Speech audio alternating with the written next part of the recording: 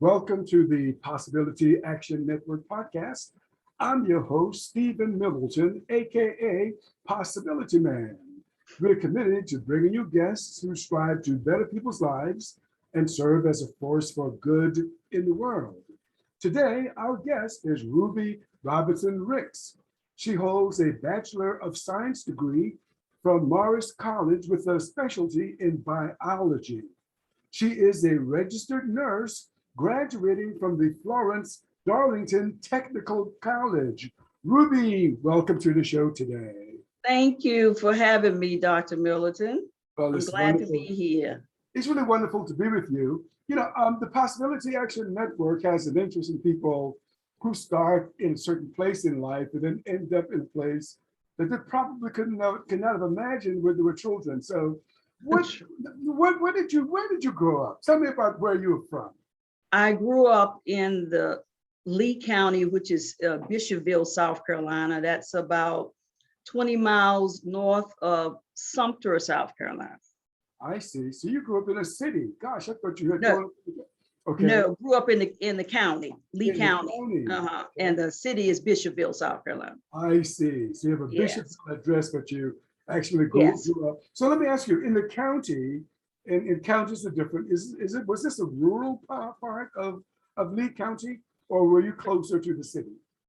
Well, I were about 7 miles from the city. We lived 7 miles from the city, Okay. So approximately. Uh-huh. okay. So as a child growing up, and you had all of the niceties of the city, right? Running water, plumbing, and all of that stuff. Yes, So that's definitely. good for you. I've Yes. talked to people who grew up in the counties, rural parts of the county, Mhm. who had no access to running water or those kinds of things. So I'm happy that you didn't have that life experience. Right, thank you. Yeah. So while growing up, did you have any experience with farming or anything like that? Yes, my father was a sharecropper. I can remember as a child picking a little bit of cotton and peanuts. I see. Basically, he farmed sharecrop with cotton. I see. Mhm. You picked a little bit of cotton. You weren't in the field all day long picking hundreds of pounds. So. I did more of picking peanuts Uh-huh. out of the field. Yes. Well, sounds like you grew up as a city girl, Ruby, and not a country girl. Oh no, it was country. Okay, so look, you decided to go to college when you were younger. What prompted you to go to college? I was in a program called Upward Bound at Morris College, and Dr. Andrew Pollard instilled in me to go to college along with my mother and sister. I see. So when you came out of high school, you knew that college was in your future. Yes, Mhm. yes. Yeah. So while you're in college, what prompted you to pursue a degree in biology? Biology was the lead way to go on to nursing. Morris didn't have a nursing program, but they advised us to major in biology and then go on to USC or other schools to finish our training, which would be our skills. I see. So that's what made me major in biology, to get the basics. Yeah, okay. So, well, this is interesting. So are you telling me that you knew you wanted to become a nurse before you graduated high school? Yes, I had 2 occupations that I wanted to be. One was social work and one was a nurse. Okay. And by the grace of God, I have been able to do both of them. Wow. Okay, well, let's look at this a little more closely. I'm really curious. So why social work? Why that? Helping people. And in my line of work, I've always helped people in social work and also nursing, working with people and helping people to better their lives. I see. So you knew you wanted to serve people, and social work was one area where you felt you could serve, and nursing was Right. helping. Okay, so once you graduated from Morris College, then did you go directly into nursing school, or did you do something? No, I was a social worker for 16 years prior to finishing my nursing degree. Okay. Yes. Well, I don't want to get too personal with you about this, but I'm just curious. As a social worker, what kinds of things did you do? How did you serve? I worked with Department of Social Services. I was one of the case managers that handled women with children that needed assistance, and also the food assistance program. I did a lot of home visits to make sure that the children were in the home and being taken care of the way they should have been, and also providing assistance to the mothers that had children that the father was absent from the home. I see. Okay, so you connected them with programs that could help them meet Right. their day-to-day needs. Right. What kinds of challenges, looking back, and I know this was quite a while ago, but looking back, what kind of challenges that female head of households faced at the time? Really not enough finances to support their children as far as having their own homes and that type of thing. I see. Well, that sounded like it was an important job to, because if you didn't do your work, then some of these kids would have gone hungry or something like that. So, right. Yeah. Exactly. Yeah. Exactly. Did you find that work satisfying? It was. I thoroughly enjoyed it because I like people. Yeah. So I enjoyed it because I got to meet all kinds of people. That's fantastic. Nursing. Well, I want you to go back to memory lane. We didn't talk about this beforehand, but can you think of maybe one or two things that you did as a social worker where you felt, I am making a difference in somebody else's life? Just by encouraging them to not stay where they were, as far as being self-supportive, just encouraging them to be able to strive for better for themselves and their children. Yeah, I'm sure you knew something about that because as you mentioned, you grew up in a county, a somewhat rural environment, but then you had this inspiration to go to college. So I'm sure that helped you as well. So let's shift into nursing. You mentioned, that nursing was also important to you. Where do you think that calling came from? My mom. Was she a nurse? No, she wasn't. She wasn't a nurse, but she was like a nurse. Okay. Because she knew how to make everything better as far as any ailments we had. Back in those days, parents were everything. They were seamstress. She was a nurse. She was a doctor. She was everything. So that instilled me to go, into nursing, become a nurse. Well, that's interesting. So, as a boy growing up in my community, I grew up in the country back in the day. I'm way older than you. And I remember this midwife who came through. But she was not only a midwife, she was also a nurse. And she gave us home remedies for a lot of things. Did your mother have home remedies that she gave to her family? And if so, what kinds of things do you recall? I recall some kind of root that she would boil. I can't remember what it was, but she would boil it for us when we had colds. Yeah. And it would be healing to our bodies. Yeah. There was so many things that she knew how to do from the ground, getting it from the ground that would heal us. That brings back memories, Ruby. Now, I'm not sure if your mother had this type of root, but I recall my mother making tea from called the sassafras tea. Now, that's what it was. Thank you for reminding me of what it was. That's what it was. Yes. So we're taking this trip back down memory lane. Right, we are. Yeah. So what other, because I do remember that one. What other home remedies do you recall? And once again, I want people to know, we did that. I did that prior before this, but I should have let you know the kinds of questions that would ask. But what other home remedies, yes, that you recall? What else? I can't think of anything else, right? For cold, she would use rock candy. Yeah. And they would put vodka in it, liquor vodka, and mix it together. And something else she would put in it for a cold also. Yeah, that was a popular one. Do you recall anything like canifer? Now I could have the name wrong. Canifer, something like that. Canifer? Yeah, never mind, because that's a long time ago. I hadn't thought about it since I was a boy. And what was it used for? For colds and fevers and any other kind of ailment. Now I know she would put Vicks vapor rub on our chest Uh-huh. so that we would expel the congestion. Yeah, okay, Uh-huh. okay, Uh-huh. interesting. Well, I'll tell you Yeah. what, often, when I reflect back on growing up, I often think that I wish that we had written down some of the things that we learned from our parents and their It's so parents true. about how to be healthy. So, You're yeah. right, Dr. Middleton, because most of that stuff that my mother used, I can't remember it. And we didn't write it all down when she was alive. So it's gone now. Well, that sounds like a project for somebody, to find some Yes, it people to is. start to try to collect some of these stories of growing up and how True. they handled illnesses. So, Right. what was nursing school like for you? It was difficult. Okay. Yeah, difficult because there were long hours. I can remember going into the hospital to get my patient and to get all the information from my patient. And it took me all night long to do my care plans and stuff for the next day.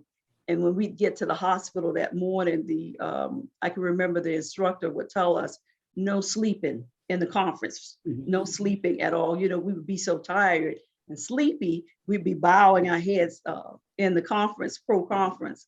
But she would always say, no sleeping, no sleeping. But it was very tough. And I'm grateful that I was able to complete the task, Mhm. but it was difficult. What kept you going during those challenging times? My family, and then I had some nurses that we met that were our clinical instructors. They helped us along the way also. Yeah. When you look at nursing, and people may not be aware of this, there are various licenses that one can get as a nurse. Some people choose to become a nurse's assistant, which is fine. It could be a certified medical assistant, CMA, something like that. Mhm. LPN, then there's the Right. RN, and of course, there's also the nurse practitioner. Why didn't you stop, for example, at the nurse's assistant level or the, LPN level? Why did you do RN? Because that was always my dream. Um, and to be a licensed registered nurse, I had to go to that level versus stopping at a CNA, because I did what they call a nurse tech while I was in school for nursing. And I knew that wasn't where I wanted to stop. Yeah. And also the LPN, sometimes some of their license don't enable them to do the things that an RN can do. So Right. therefore, I wanted that level of nursing. Right. Okay, so let's say that there's a parent out there who has children who may be interested in nursing and they want you to kind of encourage their kids. What kinds of things would you say to someone who's thinking about pursuing a career in nursing? I would first tell them that make sure that's what you want to do, because it's hard work. A lot of times you're on your feet 12 hours. So be sure that's where you want to go in life, to be a nurse, first of all, and then be dedicated, because you have to be dedicated to that profession, because another person's life depends on you. Right. Mhm. Nursing is a very important job. I Right. always appreciated nurses. And you make the point though, long hours even as a student. Mhm. And one of the things I marvel at is the number of hours that nurses and other medical care providers, put into their jobs. How do you all do that? What keeps you? Because, you got to not only be there physically, you got to also be there mentally. What kept you Exactly. going when you went to work, day in, day out? A lot of prayer, Uh, a lot of prayer and fasting. uh, This nurse practitioner I met while I was in school told me that she carried mustard seeds in her pocket hmm, while she was in nursing school. She had mustard seed faith. We have to faith the size of a mustard All seed. right. We can speak to the mountain, be thou removed, and it shall be cast. So I carried mustard seeds in my pocket like she did. And I'm thinking that helped me too, because every time I would have a test, I would put my hands in my pocket and just feel the mustard seeds Yeah, and say, I like you know, God help me. Huh? I like that. Yeah. That's a reminder of faith, you know, that you touched Right. those keys and it kind of ignited your faith. Right. Yeah. So I'm sure you've seen a lot as a nurse, both in terms of, you know, illnesses that people may have, and also incredible healings that people may experience because of the work of doctors and nurses. Mhm. First, what kinds of, you know, and I don't want to make this sad, but what kinds of health challenges, though, have you witnessed people coming to the hospital, you know, with asking you all to help us with? Um, I think mostly what I've seen, I've done a lot of work in the prison systems. Hmm. And a lot of times we would have people, young men come, they were paralyzed and they had serious bed sores that people would call it. Normally, in layman's term, they call them bed sores, but I call them decubitus on their buttocks. Okay. That they couldn't take care of because most of them were by themselves.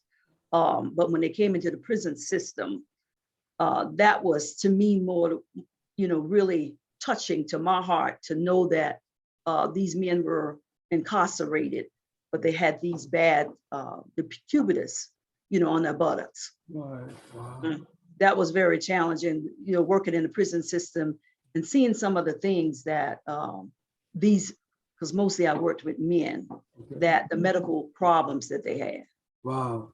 Yeah. And what about, you know, people recovering? What is that like when someone comes into the hospital very sick and then you see them discharge and go home? And can you share with us any, if you recall, I know are you retired or not? Huh? Are you retired from nursing or are you still? No, I'm still working with it Okay. as a nurse. Yeah, so can Um, you know, one thing that comes back to mind. There was a lady, I worked at a nursing facility, a nursing home, and I went back to visit. And while I was there working, she never got out of bed. She was in the bed all the time. But I went back to visit, and she met me at the door, walking. Now that lifted my spirits to know that while I was there, I made a difference. Because when I saw her again, she was up and walking. That's Because I would take care of her, you know, on a daily basis. Because she had some medical issues with her legs. But as I took care of those wounds, they healed. They didn't heal while I was there, but when I came back, I saw that they'd healed. And she met me at the door. She was walking. Right. And that was very inspirational, uplifting. I can only imagine. I've never been a nurse, but I can only imagine what that must be like. So I'm sure you've seen a lot of conditions. And let me preface this question with this. I went to the website of the Center for Disease Control a few days ago, the CDC, and it listed a few chronic ailments, conditions that people have today. They mentioned things like heart disease, type 2 diabetes, and some others that I can't recall now. And I'm sure you've come across quite a few chronic ailments. What kinds of things have you seen in the hospital that people are troubled by? Mostly that really touches me is when they're in renal failure. Right. And renal failure is when the kidneys are no longer putting out, they're no longer functioning. And some resort to not doing the dialysis and they just let nature take its course. Now that is really a hard thing to see and to witness. Yeah, wow. I mean, once again, I can only imagine, you know, and I'm not going to get into that. Probably would be maybe too challenging for us to really be here. But we see someone, you know, in the last stages of life, because Right. of some medical problems. But the CDC also had good news. Not only did they report, Mhm. the extent of the kinds of conditions that people face today, they also said that a lot of these conditions could be reversed by proper nutrition. First, what do you think about that? Do you think they've gone too far with that? No, I really don't. I mean, because it's never too late to start eating the right food and putting exercise and dieting to Yeah, cause the reverse some of these health problems, right. I mean, and especially the diabetes, yeah, that's the especially thing diabetes. that I find so interesting is that they did say reverse it. And then I went to YouTube, true story, Ruby. I'm not making this up. And Uh-huh. I'm interested in a healthy nutrition plan. And I saw something, just a picture of it on YouTube. And I thought, boy, that's a nice looking sauce that that person was making. And clicked on it and discovered that she was frying chicken. Oh. I didn't know that she was. But anyway, let me tell you what I saw. And I want you to talk to me about this. So she fried her chicken. She had a pot full of grease, and of course, refined chicken now. Hmm. And the chicken that she fried, the skin was still on it. Once she Right. fried the chicken, she took the Uh-huh. chicken out of the grease pan, Uh-huh. had grease in the pan. I mean, a good amount of grease, maybe an inch of grease in the pan, and all of the stuff that, from the chicken still in the pan. And then she took us to her vegetables. And she chopped up some gorgeous, gorgeous vegetables. Hmm. Green, the onions, she might have had broccoli all chopped up, and she was going to make a sauce, to put her chicken into it. Okay. I thought, wow, she took beautiful, green, healthy vegetables and she put it in a frying pan of grease. Hmm. Then she put her chicken in it. And of course, I think she was using it as a topping on either potatoes or rice or whatever. What are your thoughts about this? To my mind, I thought, wait a minute, we have just destroyed all of the health The benefits. vegetables. Right. Uh, Yeah, that's my thought also. But uh-huh. she put it back, put everything back into the grease. Yeah, I yeah. mean, that oil, cholesterol. Cholesterol, that's right. And people, we wonder, I'm not sure, and I'm not in the medical field, so, please excuse me for saying this and help me correct the record. I think some people that I've come across don't seem to be aware that the buildup in their arteries really comes from, in some cases, maybe not all cases, from what they eat. And then they go to the doctor and the doctor says, we got the cholesterol is high, we got to bring this thing down. And the doctor gives them a prescription that they need to take, daily. Hmm. And they go back to their kitchen and they eat the same kinds of foods. Is Right. something wrong with that in your mind as a nurse? Yes, it is. Because the doctor needs to advise them, diet, give them a diet sheet. Well, Let's change our diet also, along with the medication. And most people, if they're conscious of their health, if their cholesterol is high, they tend to work on that because Yeah. I've heard people tell me all the time, my cholesterol is high, but I'm eating this and not that. Yeah. So a lot of people do take advantage of changing their diets when they have any type of heart condition like that. That's good news. And I think more and more of us need to do that. I was talking to a cardiologist recently, and he sees a lot of patients. Mhm. And he said to me, doctors get a bad rap when it comes to dispensing drugs. He said that there were some of his patients that he gave them two options. Look, make these lifestyle changes and Right. you can do this and I'll withhold the prescription. You'll see how you do. Uh-huh. Or you can take the prescription. And guess what he told me? You The can guess where I'm prescription. going. He said a lot of his patients opted for the prescription. Because it's what? Guess what? It's What's that? easier. You don't have to, it's easier and you don't have to change your diet. Yeah, yeah. I was talking to a family member. I hate to be so personal, but I'm sure you have some anecdotal stories as well. And this family member takes high blood pressure pills. Uh-huh. And I had a conversation with her. I said, something, it's possible because of course I belong to the Possibility Action Network. I'm going to Right, say it's right. possible that you Yes, can get off this high blood pressure pill, but simply changing your nutrition, your mhm, lifestyle when it comes to foods. right, And this family member looked at me and said, "Well, I'm going to eat my fried foods." Now, maybe that's an exception to the rule. I don't know, but right, yeah, right. mhm, yeah, That's amazing. yeah. So as a nurse, though, as a nurse, what kinds of things are you learning about proper nutrition? What can you share with us from your experience as a nurse and also as a human being?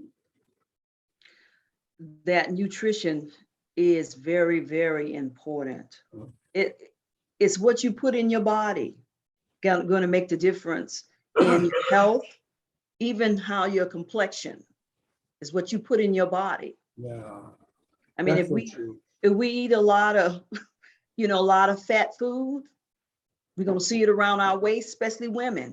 It's Mhm. gonna be around our waist, and that's it's gonna sit there.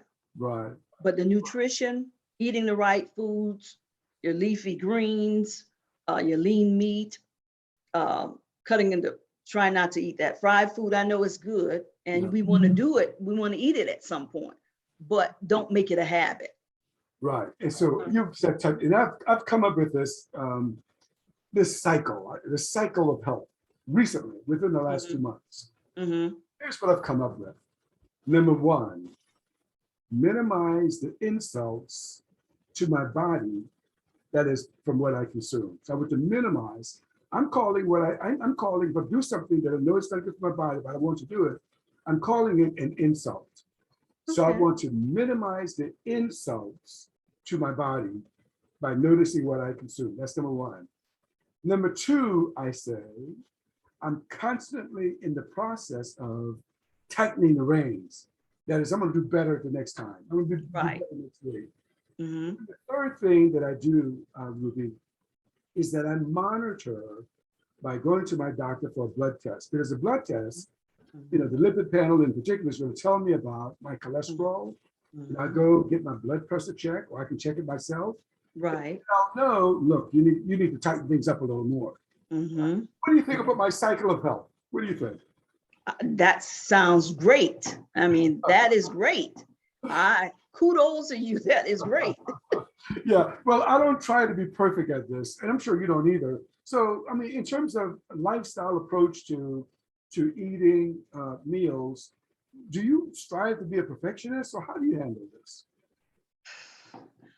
I try, because when I'm having to tell people about nutrition and diet, I need to set an example. Okay, Um, I need to eat right so that I can share with them, because for me, if I don't do it, I can't tell anybody else to do it. understood. So therefore, I need to work at, but I'm not a perfectionist at all when it comes down to my nutrition. I do cheat from time to time, but I try to get back on track as soon as I can. I got Thing you. is staying on track. Yeah, I got you. And I wanted to bring this out because I want people to know that they don't have to, no, none of us are perfect. In Right. terms of what we eat or in terms of how we live our lives. We can only try to True. do the best that we can. So I wanted to make sure we put it out there to make sure that people realize that they don't have to try to be perfect. True. You can strive to be 85%, 90% sometimes. Right. About the 80%, just the way, look, next week I gotta buckle down, it's like anything else, right? True. Yeah, yeah. Because I have a walking group. We get up at 7 in the morning and we meet at the park and we walk in the mornings. That's wonderful. Yeah, and we try to do that. Some of them walk every day, but I try to do it three days a week. I mean, and it really, really makes a difference. It does make a difference. I'll tell you a secret story, funny story. This morning, I've been traveling because of the holiday weekend, and I wasn't able to exercise. I didn't exercise. Right. But then this morning, when it was time to get on my bike, Mm-hmm. I had the thought, well, I can take the day off.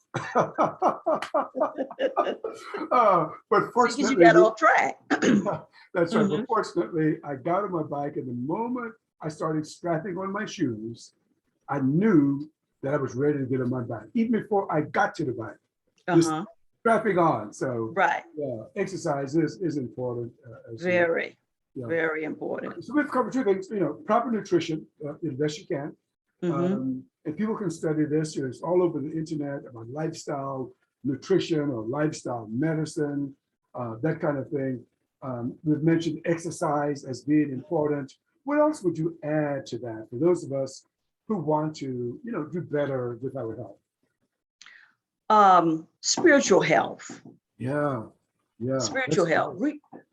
Read if you whatever religion you study or whatever be consistent with that. Yeah. Study the Bible that that person did your religion study it, Yeah. and that will give you strength in Yeah. order to be about taking care of your health better. Yeah, I'm glad you said that because clearly a human being, we see the flesh, we see the body, Mhm. and it's easy to think that we adjust our bodies, Mhm. but of course, we know that our body, the body itself, when you go to sleep at night, all of these functions that happens must be by something else. So we're Exactly. yeah. Yes, exactly. I'm glad you mentioned that. Yeah, I'm glad you mentioned that. I'm not going to get into what I do, but I really subscribe to what you're sharing. Yeah. Yes, Mhm. exactly. So, It's important. It's yeah. important. Okay. So as a nurse, you've worked in the hospitals, Mhm. but you said that you're not retired, but are you still working in a Yes. hospital? No, I no longer work in the hospital. I work with disabled children in the school district. Ooh, okay. Mhm. Wow. Disabled. That must be both challenging and rewarding at the same Yes, time. yes, definitely. It is. So what kinds of needs do you find that these, well, firstly, to have a disability, is this physical or emotional or both? Mostly physical. Okay. Yeah, mostly physical. So Yeah. what kinds of needs do you find that these young people have? And these are high school students, am I right? Or are the students from first grade on up? This is elementary through high school. Okay, wow. Uh-huh. Oh, it Right. just breaks my heart. I mean, whenever I see a child, that's faced with a physical ailment or any other kind of disability for that matter. So Mhm. what kinds of challenges, what kinds of health challenges do you see as a practicing nurse in that area? Some are in wheelchairs. Mhm. So therefore, um, they seem to, when you see another child walking around, sometimes it seems like you put a little sadness. Yeah, You can see the sadness in them, but they have adjusted. Most of them have adjusted to the disability, and they're moving around just like they can walk like the other kids. sure. Sure. Sure. Right. Yeah, but a disability, just in case a parent that may have a child with a disability here, a disability doesn't mean that a person can't thrive. Right. It means that Right. they get around differently, or any other kind of disability. We have to do things differently. Doesn't mean we just can't do it. So, what types of services, though, do you need to deliver to this population of individuals? Mostly medication. Mhm. Medication and give their whatever they need as far as the classroom studies, as far as getting their materials and that kind of thing, and transport them back and forth for the ADLs. I see. Mhm. So, what's an ADL? Pardon me. Oh, activities of daily living, whatever they Okay. may need, eating in the cafeteria, taking them to the restroom, that kind of thing. I see. So, in terms of being in the cafeteria, do some of these kids need assistance in learning how to, work through their disability to be able to Right. eat? Okay. Mhm. Right. Or to help them feed themselves, that kind of thing. Right. I Mhm. understand. Mhm. Yeah, no, that's good. That's no doubt hard work, but I would think I'm so glad you're doing it. Yeah, rewarding. Yes, very rewarding. For any parents who may see this recording, because I hope that you share this with some of the people, Mhm. some of the parents of the children that you serve. Right, And I right. want them to know, maybe you don't even know this, that I live with a disability, a physical disability. Did you know that? No. Mm. Yeah, I'm a muscular dystrophy patient. Okay. Now, let me say this, that while I live with muscular dystrophy, I'm going to put into the spiritual world that Uh-huh. I want to see if I could be one of these people who actually reverse it. Amen. I Amen. really do that. And I work on this from my head to my toe daily. Uh-huh. All types of tools, not only lifestyle, but also spiritual technology as well. So we shall see. Okay. But that's the Very message I good. want to give to those parents. And if there are any parents out there who would like to have someone from the Possibility Action Network talk to those children, I want you to communicate this to them. That Okay, will do. like Hmm. do this. Right. Yeah. Okay. So Ruby, before I let you go, Mhm. are there any other topics that you would like to share with us that I have not asked you? That is there anything else that you would like to share on this podcast that we have not talked about? I can't think of anything. I think you've covered a vast amount of questions concerning nursing and my experiences. Yeah. Well, Yeah. look, I really appreciate you having being here with us today because growing up, now I was born in the early 50s. I'm an old man now. And I didn't get a chance to be around nurses or Yeah. doctors unless I go to, if I had to go to a doctor or something like that. And here we have, someone like you that I'm talking with today. So it's just a wonderful, believe me, as old as I am, it's just a wonderful thing to be able to spend some time talking with a nurse. Okay, I have enjoyed it too, also. Thank you.